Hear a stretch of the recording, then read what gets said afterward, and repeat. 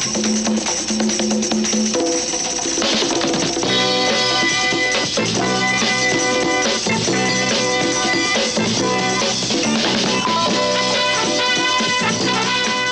Replay with Bo Schembechler and Larry Adderley. Brought to you by General Motors and its Pontiac Motor Division. By the General Tire and Rubber Company. And by Anheuser-Busch, makers of Busch Beer.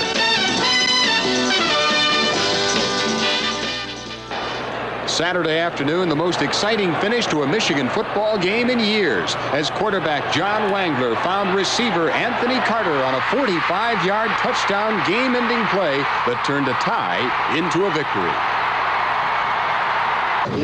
John, what did you think? 55 seconds to go and all that yardage to cover. Well, I was really optimistic because I've been in those kind of situations before, and I have a lot of confidence that we could move the ball down the field. I was hoping we might have to get into a field goal situation like against Notre Dame, but then Lawrence Reed made a real nice play throwing the ball out of bounds and stopping the clock, which was really a crucial play. I looked up at the clock and there was about 7 seconds, 8 seconds left, and I said, from a standstill position, it would have took me at least 3 seconds to get out of bounds.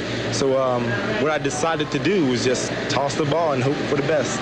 You tossed it right to Corso, and he blew his stack. Well, I didn't know. It wasn't on purpose that I threw it to him, but I was just trying to get it out of bounds. You knew you had to have some time, but did you think you could do anything with those 6 seconds?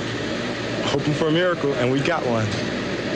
6 seconds to go. You were sending everybody deep. They knew you were sending everybody deep. What are the chances? They're not very good, really. It's surprising. But when they're in that kind of coverage, they're more or less protecting the deep outside, and they kind of leave the middle open, this big void. So I figured if we could get in there, that would be our chance. Did you get to see Carter go in, or did it knock you down? No, I got to see Anthony run in. Yeah, that's been my greatest highlight of my career here. Like Dwayne said, everybody was playing prevent defense, everybody's back and everything, and next thing I know, I was coming across the middle and I was wide open and thinking, Wayne saw me and then he hit me with the pass, and then next thing I know, I was in the end zone. Oh, the next thing you knew, catching it was only half the problem. The run, a couple of guys got a piece of you. Well, right, I managed to shake 2 tackles, to get in the end zone, but the one that really counted was the one on the 2-yard line when the guy had me by my feet, kind of like high step. And then you caught yourself. You almost fell down. Right, I almost fell down on about the 2-yard line.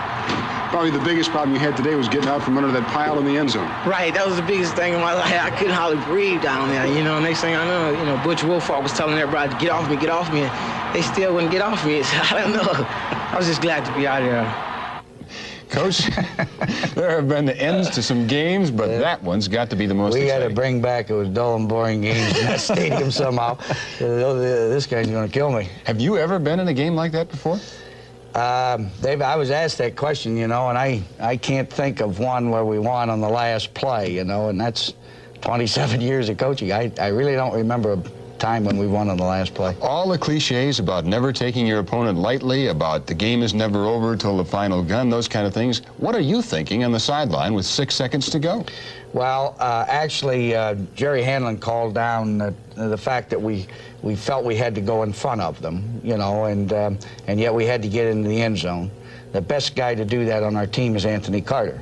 You get the ball to him in the secondary where they're spread out a little bit, and it's tough to catch him. It really is.